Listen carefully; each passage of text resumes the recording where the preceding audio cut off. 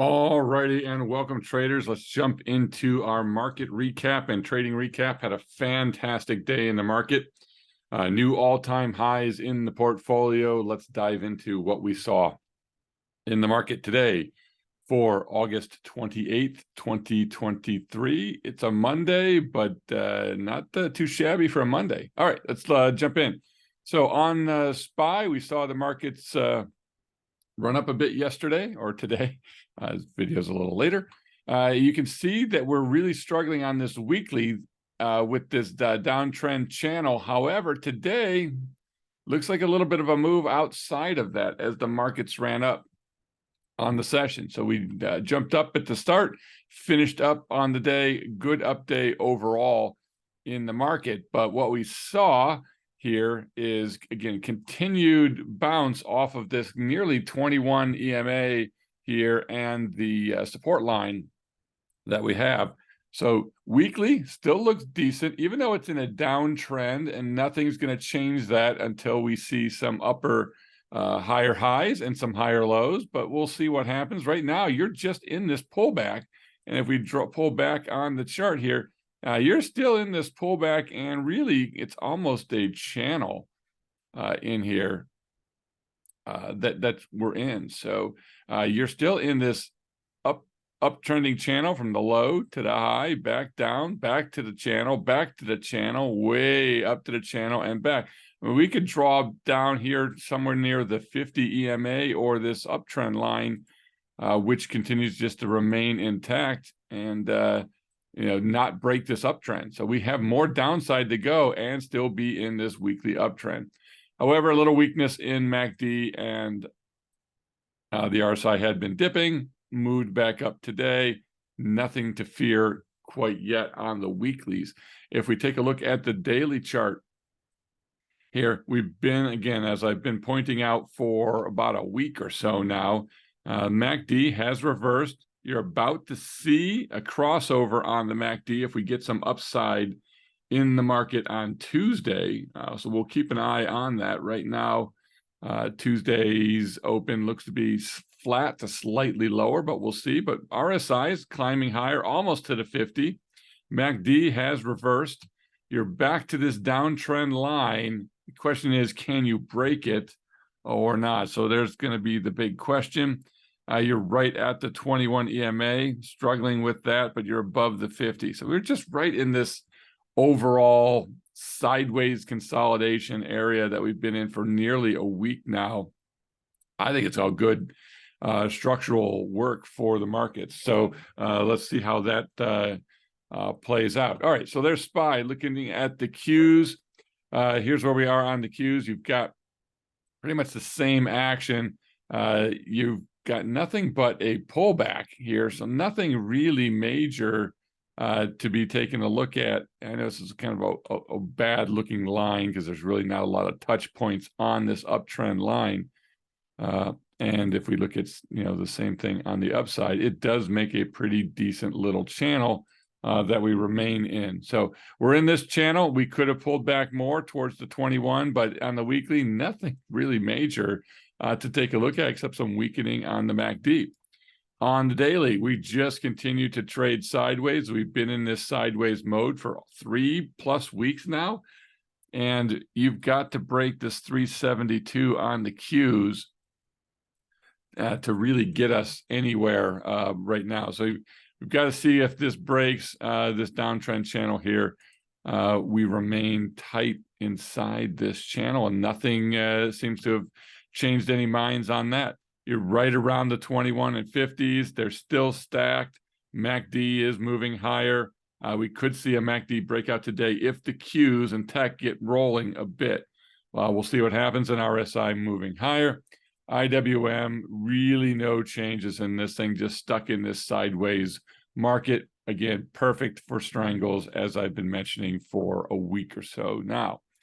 VIX on the day yesterday dropped again all the way down here to closing right around 15. VIX does not look good on a daily chart, but who knows what VIX will do. But you've got tightening Bollinger Bands here. Is volatility just a dead horse at this point, and we're not going anywhere. Weekly, just stuck in a downtrend. There's nothing saying that volatility is going to jump anytime soon, even on that pretty much that 5% move we had over a couple of weeks. VIX really did nothing. Maybe got up to 17. We have not seen the 20s on VIX since, really one day back in May and another day back at the beginning of May. That's it. So you haven't seen VIX, hardly in the 20s since somewhere around March of this year. And so I really don't see a whole lot of anything happening in the VIX. It's just been steadily dying off. And the US dollar dropped yesterday on the session. Looks to be rebounding a bit on the Tuesday session. We'll see what happens. But we're watching the dollar. It has a lot to do with everything that is going on. The stronger this dollar gets, the weaker stocks and potentially your Forex moves and gold and others are all affected by it. It looks very strong on the weekly here. So it's had a very good, strong weekly move. I mean, you had 6 straight up weeks, and now we're right at the verge of a 7th up week, potentially. We'll see what happens.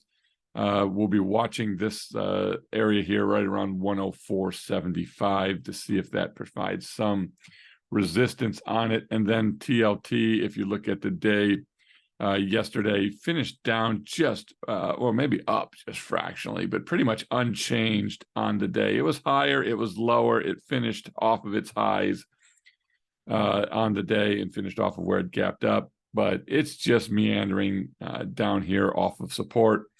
Not enough juice to get going, even though on the weekly you've got coming off of oversold levels, and on the daily you've got its move off of oversold levels, and it has moved. I mean, it did move from 92 to 95, so that's something. But how much more does this move have, and then does it roll back over? Right now it's still in this descending triangle here, and until it breaks this downtrend, I don't know that it's something to get into. And it's still below the 21, it's still below the 50, it's still below the 200. It is still in a terrible mode, but you might have a double bottom forming on the weekly, so we'll keep an eye on it, and something's got to give at some point soon here. We'll keep an eye on TLT. If we look at the Forex market, the Aussie dollar yesterday managed a little bit of a gain. Yesterday, the British pound, a little bit of a gain yesterday, and then the euro, a little bit of a gain yesterday as we fight with this 21 EMA. We did put on a new Aussie dollar trade yesterday, so I thought we would take advantage of this move to get a 112 on the Aussie dollar. So we got that rolling. I love that trade yesterday. Oil backed off fractionally yesterday, and it's up in aftermarket for Tuesday today, trying to bounce and break ahead of this 21 EMA, close to a PSAR reversal signal. So a good looking move on oil. Now MACD on the weekly rolling over. We've seen that as we just give up a little bit of the gain. So the momentum of this move came off. Doesn't mean, well, in a few more weeks we don't regain that momentum and march higher. Just right now we get a little bit of a bounce. We'll see where we go on oil. And then gold yesterday a little bit higher on the session, but the daily charts on gold look decent. MACD moving higher, RSI moving higher, really fighting with the 21 and 50 EMA, which we stay below.